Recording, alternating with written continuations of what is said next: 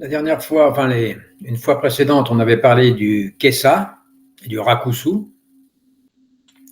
Et il y a une autre façon de se revêtir dans le zen, si l'on peut dire, qui est de se raser le crâne.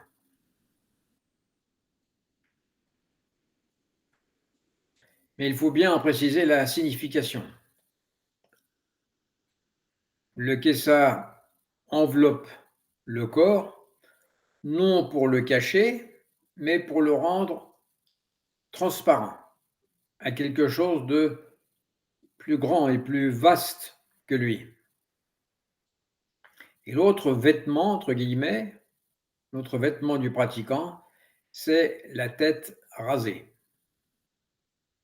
C'est une tradition ancienne qui n'a rien d'esthétique, encore que dans certains cas ça peut être esthétique, et qui ne cherche ni la beauté ni la singularité. Ce n'est pas une mode, même si là encore il peut y avoir un effet de mode dans certains centres, ni une identité religieuse. C'est un dépouillement de l'esprit. Le kessa recouvre le corps avec humilité, puisque c'est des bouts de tissu récupérés, et la tête rasée découvre l'esprit. Nous quittons les étoffes et les paillettes du monde pour revêtir l'espace, le vide, le silence. Et se raser la tête n'est pas un acte extérieur, mais la manifestation, la traduction d'un élan intérieur quand on reconnaît qu'il n'y a rien à posséder, rien à afficher, rien à retenir. Parce que les cheveux, c'est généralement la dernière chose dont on voudrait se priver. Une tête nue, c'est un crâne d'un nouveau-né, fragile et neuf. C'est aussi celui d'un mourant, paisible et sans défense, et déjà arrivé en dehors du monde, en tout cas au seuil. Et entre ces deux étapes de la vie, le pratiquant choisit de couper ce qui dépasse, ce qui s'accroche, ce qui est inutile et ce qui se déguise ou se farde. Entrer dans le zen, dit-on, dans le bouddhisme, c'est quitter sa maison.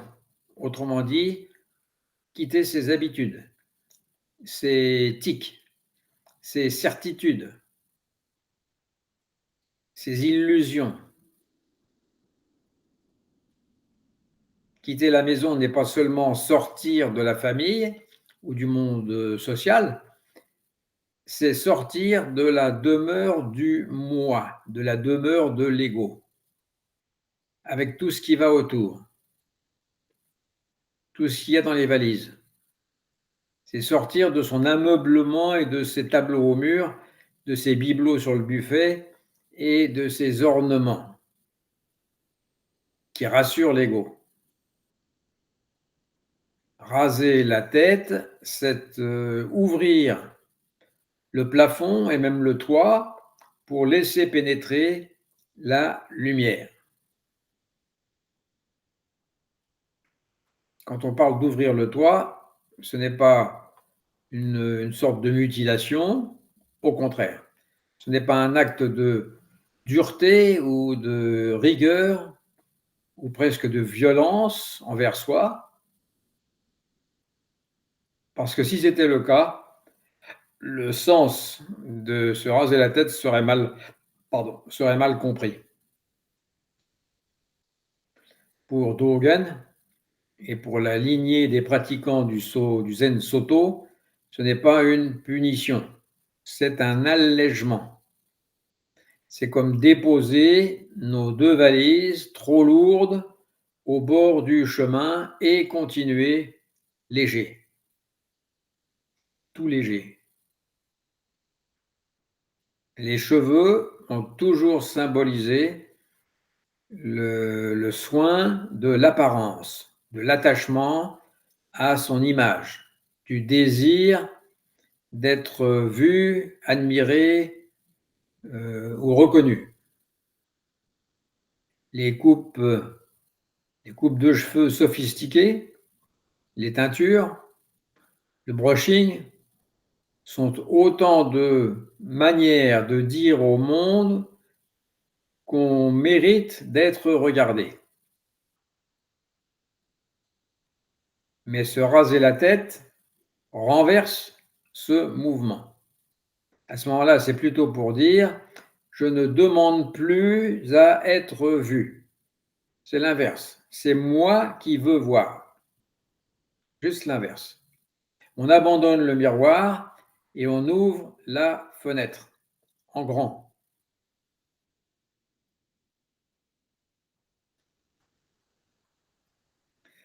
Beaucoup de gens, malheureusement, ils voient une façon de renoncer brutalement au monde dans une forme de réaction, de colère ou de lassitude par rapport à tout ce qu'on voit et tout ce qu'on entend. Mais le renoncement du zen n'est pas une fuite ni une amertume. C'est ce qu'on pourrait appeler un renoncement sans haine, aucune. On n'abandonne rien par dégoût du monde, mais par réalisation que la liberté ne réside pas dans l'accumulation. Se raser la tête, c'est une forme de message à l'endroit de tous ceux qui courent encore après les apparences.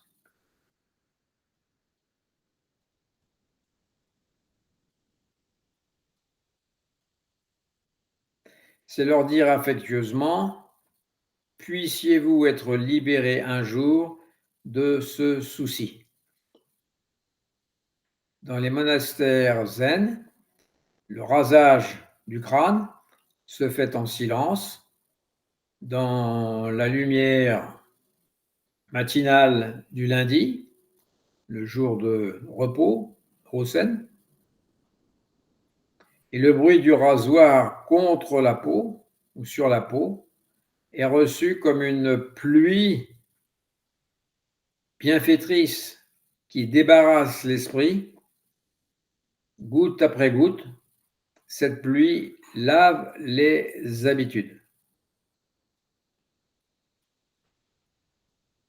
Ce n'est pas un geste spectaculaire, mais un rituel plutôt tendre, plutôt affectueux, et un retour à la simplicité originelle.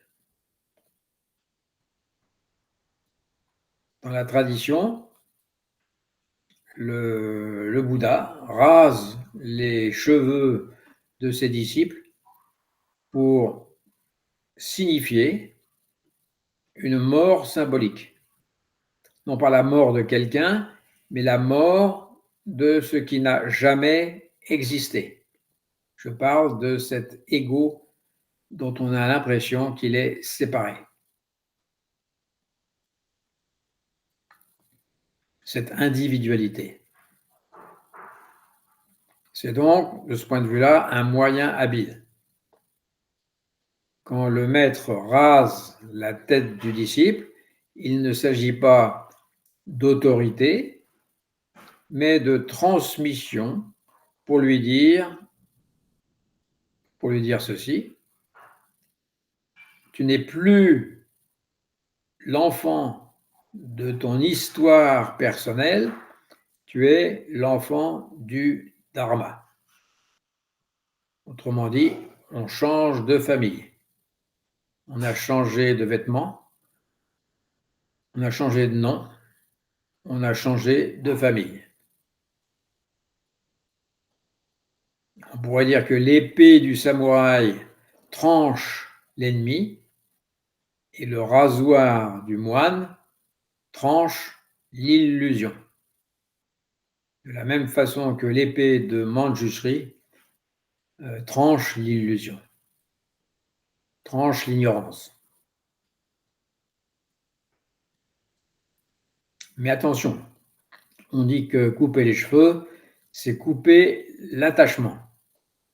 Mais nous pourrions aussi couper les cheveux sans couper l'attachement. Tout comme on peut porter le kessa sans porter l'esprit du kessa qui va avec. Et à ce moment-là, c'est raté. L'essentiel n'est jamais dans la forme, mais dans l'intention silencieuse derrière la forme.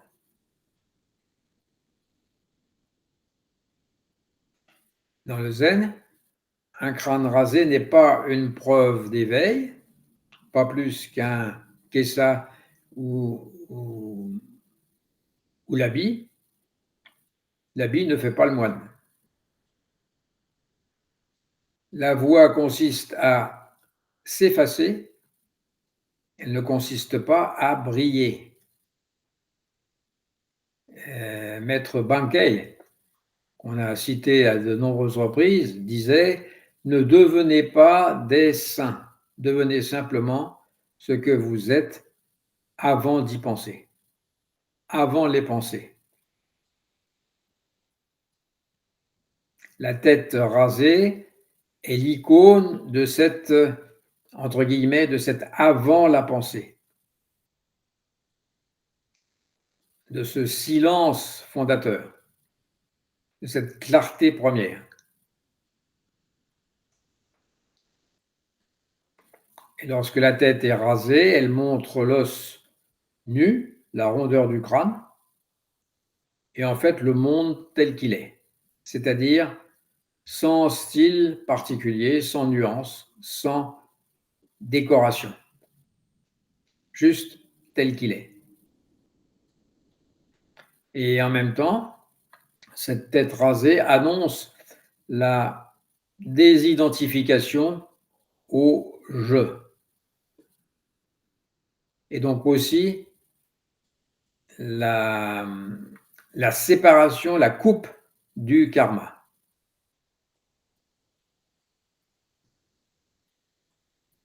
On n'entretient plus notre vieux karma. On ne le nourrit plus. Dans la société, les cheveux, autrefois en tout cas, même maintenant d'ailleurs, les cheveux distinguaient les nobles des moines, les guerriers des marchands, les jeunes des vieux, ou les riches des pauvres. Et par contre, dans la tête rasée, elle, égalise. C'est le grand égalisateur. Nous sommes simplement humains, mortels, sans privilège ni exception.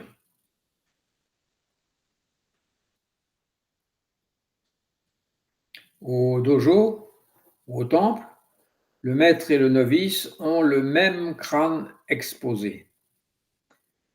Et dans cette nudité, il n'y a ni glorification ni humiliation. On est sorti de ce genre de considération. C'est la nudité d'Adam dans le jardin d'Éden, avant la honte. Ou c'est la nudité du nouveau-né, avant qu'il s'identifie, vers 2 ans ou 3 ans. Sans cheveux, le visage apparaît dans sa totalité, entièrement. Et à ce moment-là, tout est offert. On ne cache rien. Les marques du temps, les rides du travail intérieur, les cicatrices de la vie, tout est visible. Rien n'a besoin d'être maquillé.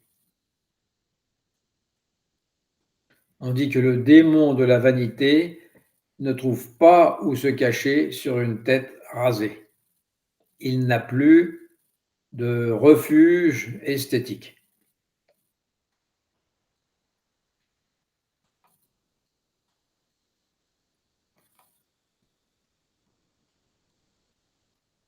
Quant à la transmission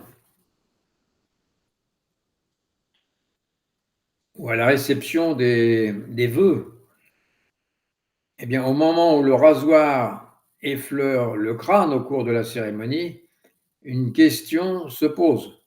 Si j'enlève tout ce que je crois être, c'est-à-dire mes idées, mes préférences, mes histoires, mes ornements, mes cheveux, qu'est-ce qui va me rester?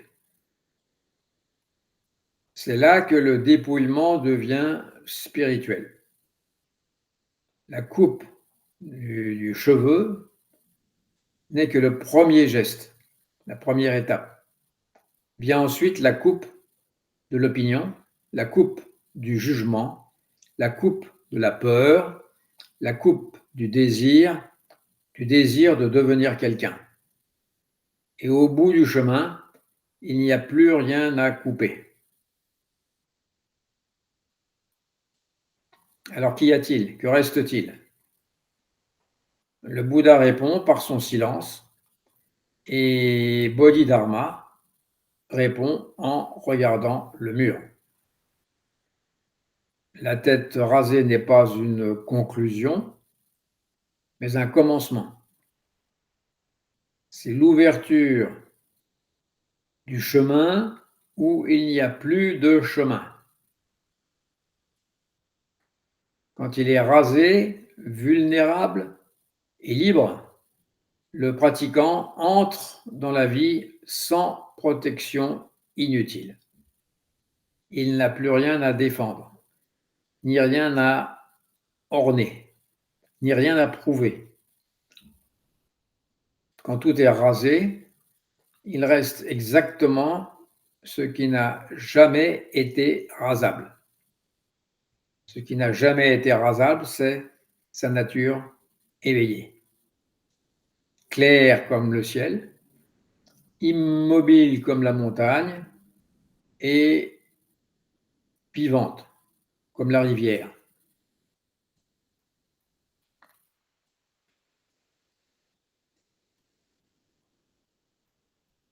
La tête rasée n'est pas la fin de l'ego, mais plutôt le sourire de l'ego.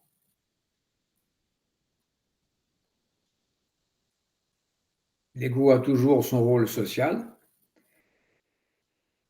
mais de cette façon-là, nous entrons dans la vaste paix, la vaste quiétude où rien ne manque, rien n'est en trop. Assis, silencieux, la tête nue comme la lune, nous laissons être ce qui est, sans ruser, sans retenir, sans vouloir devenir Bouddha. Et c'est là que la réalisation passe, survient naturellement.